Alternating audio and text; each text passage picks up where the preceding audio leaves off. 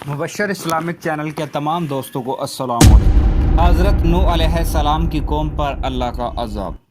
اللہ تعالیٰ کی طرف سے نازل ہونے والا دنیا میں سب سے خطرناک طوفان جس نے دنیا کو تباہ کر کے رکھ دیا۔ دنیا کی کوئی بھی چیز ایسی نہ تھی جو اس طوفان کی تباہی سے بچی ہو۔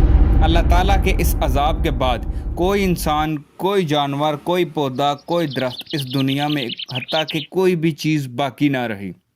اللہ تعالیٰ نے ساری دنیا اس عذاب سے ختم کر دی۔ اس دنیا میں صرف وہی چند لوگ باقی رہ گئے جو حضرت نوح علیہ السلام کی کشتی میں سوار ہو گئے تھے۔ پیارے دوستو، آج کی اس ویڈیو میں ہم آپ کو بتائیں گے کہ اس روح زمین پر اللہ تعالیٰ کا پہلا عذاب کب اور کیسے نازل ہوا، اور اس عذاب کے ذریعے جب اللہ تعالیٰ نے اس دنیا کو ختم کر دیا تو اس دنیا کو کیسے پھر سے آباد فرمایا، اور باقی بچنے والے جانوروں اور انسانوں کو کیسے پھر سے اس دنیا میں آباد کیا، اور یہ دنیا پھر سے دوبارہ کیسے بنائی گئی۔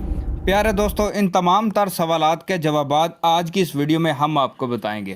ویسے تو اللہ تعالیٰ نے اپنی پہلی قوموں پر بہت سے عذاب نازل کیے، لیکن اس دنیا میں نازل ہونے والا سب سے پہلا عذاب باقی تمام تر عذابوں سے زیادہ ہولناک تھا۔ اس عذاب کی ہولناکی کا اندازہ اس بات سے لگایا جا سکتا ہے کہ اللہ تعالیٰ نے جب عذاب نازل کیا تو اس دنیا کو ہی ختم کر دیا، اور نسل انسانی پر اللہ تعالیٰ کا عذاب حضرت نوح علیہ السلام کی قوم پر سب سے پہلے نازل ہوا۔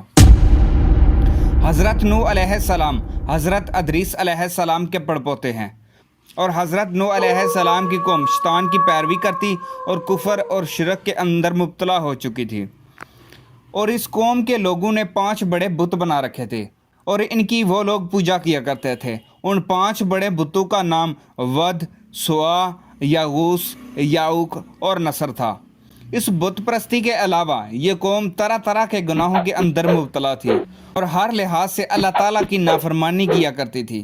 پھر اللہ تعالیٰ نے اس قوم کی ہدایت کے لیے حضرت نوح علیہ السلام کو اس قوم کی طرف بھیجا، اور حضرت نوح علیہ السلام اللہ تعالیٰ کے وہ پہلے رسول ہیں جنہوں نے کفار کو نیکی کی دعوت دی اور گناہ گاروں کو ہدایت کی طرف بلایا۔ اور حضرت نوح علیہ السلام کی قوم وہ پہلی قوم ہے جن پر دنیاوی عذاب نازل کیا گیا۔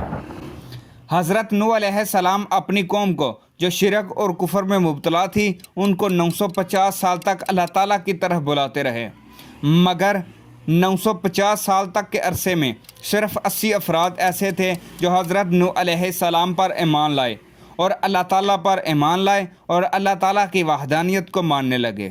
ان 80 افراد کے علاوہ باقی تمام قوم اسی طرح کفر اور شرک میں مبتلا رہی، اور یہ قوم حضرت نوح علیہ السلام کے ساتھ ظلم اور زیادتی کرتی اور معاذ اللہ حضرت نوح علیہ السلام کو پاگل کہتی۔ یہ لوگ کفر اور شرک میں اس قدر مبتلا ہو چکے تھے کہ جب بھی اس قوم میں سے کوئی بھی مرنے لگتا تو وہ اپنی آل اولاد کو یہ نصیحت کر کے مرتا کہ تم لوگ کبھی بھی حضرت نوح علیہ السلام پر ایمان نہ لانا۔ اور جب ایک طویل مدت تک دعوت حق ملنے کے باوجود بھی یہ قوم ایمان نہ لائی اور اسی طرح کفر اور شرک میں مبتلا رہی اور حضرت نوح علیہ السلام سے عذاب کا مطالبہ کرتی رہی، تو بالآخر اللہ تعالیٰ نے حضرت نوح علیہ السلام کی طرف وحی نازل فرمائی اور کہا، اے نوح، آپ ایک کشتی تیار کریں۔ ان قریب اللہ تعالیٰ کا عذاب اس قوم پر نازل ہونے والا ہے۔ چنانچہ حضرت نوح علیہ السلام اللہ تعالیٰ کے حکم کے مطابق کشتی تیار کرنے میں مصروف ہو گئے۔ جب وہ کشتی بالکل تیار ہو گئی تو اللہ تعالیٰ نے حکم نازل فرمایا کہ آپ تمام تر مسلمانوں کو لے کر اس کشتی پر سوار ہو جائیں، اور جو آپ پر ایمان لا چکے ہیں وہی ہیں۔ اب ان کے علاوہ اے نوح، تم پر اب کوئی اور ایمان نہیں لائے گا۔ بے شک کفار اور ظالم اس عذاب کے اندر ضرور ڈبوئے جائیں گے۔ بالآخر جب اللہ تعالیٰ کا عذاب نازل ہونے لگا اور پانی زمین سے ابلنے لگا تو حضرت نوح علیہ السلام نے ہر نسل سے درندوں، چرندوں، پرندوں، ہر نسل سے ایک ایک جوڑا نر اور مادہ اپنی کشتی پر سوار کر لیا، اور حضرت نوح علیہ السلام اور آپ کی فرمانبردار بیوی اور آپ کے 3 بیٹے حام، سام اور یافیز، اور ان کی 3 بیویاں، اور اس کے علاوہ باقی 72 افراد، اور اس طرح کل 80 افراد کشتی پر سوار ہو گئے۔ اس طرح جب تمام مخلوق اور حضرت نوح علیہ السلام پر ایمان لانے والے چند لوگ کشتی پر سوار ہو گئے تو اللہ تعالیٰ کی طرف سے عذاب نازل ہو گیا اور زمین پھٹ گئی اور زمین کے نیچے سے پانی نکلنے لگا اور آسمان سے بارش نازل ہونے لگی۔ اسی طرح دیکھتے ہی دیکھتے ہر طرف اس زمین پر پانی کا طوفان آ گیا اور طوفان اتنا خطرناک تھا کہ اس نے روح زمین کی ہر چیز کو تباہ کر کے رکھ دیا۔ تو حضرت نوح علیہ السلام کی قوم کے لوگ اس پانی کے اندر ڈوبنے لگے اور ہلاک ہونے لگے۔ اللہ تعالیٰ کی طرف سے نازل ہونے والا یہ عذاب مسلسل 40 دن رہا۔ 40 دن زمین پانی اگلتی رہی اور آسمان پانی برساتا رہا۔ یہ وہ وقت تھا جب اس زمین پر ہر طرف پانی ہی پانی موجود تھا اور اس طرح روح زمین پر کوئی بھی چیز باقی نہ تھی سوائے ایک کشتی کے جو اللہ تعالیٰ کے حکم سے تیر رہی تھی۔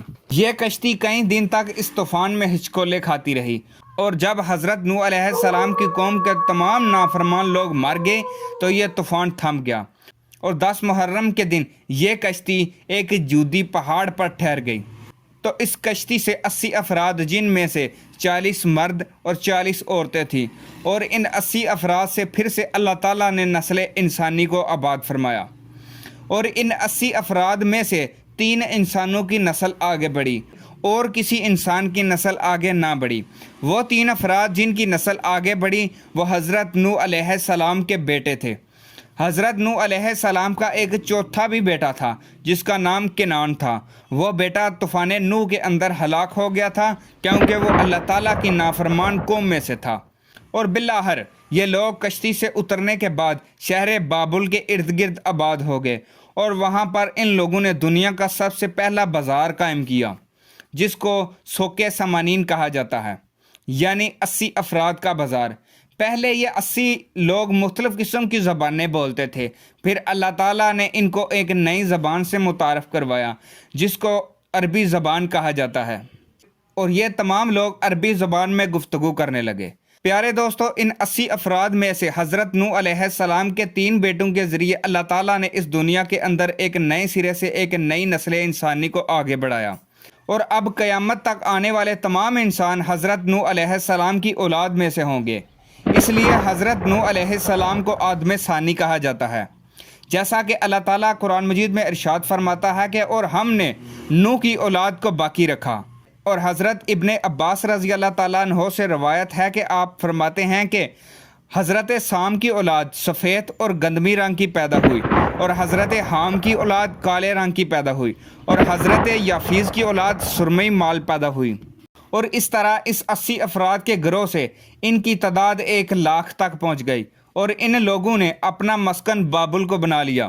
اور جب یہ جگہ تنگ پڑنے لگی تو یہ لوگ دوسرے علاقوں میں ہجرت کرنے لگے۔ اس طرح حضرت نوح علیہ السلام کی اولاد بڑھتے بڑھتے پوری دنیا میں پھیل گئی۔ اس لیے حضرت نوح علیہ السلام کے بیٹے سام کو ایشیا کا جد امجد کہا جاتا ہے اور دوسرے بیٹے حام کو افریقہ کا جد امجد کہا جاتا ہے اور تیسرے بیٹے یافیز کو یورپ کا جد امجد کہا جاتا ہے۔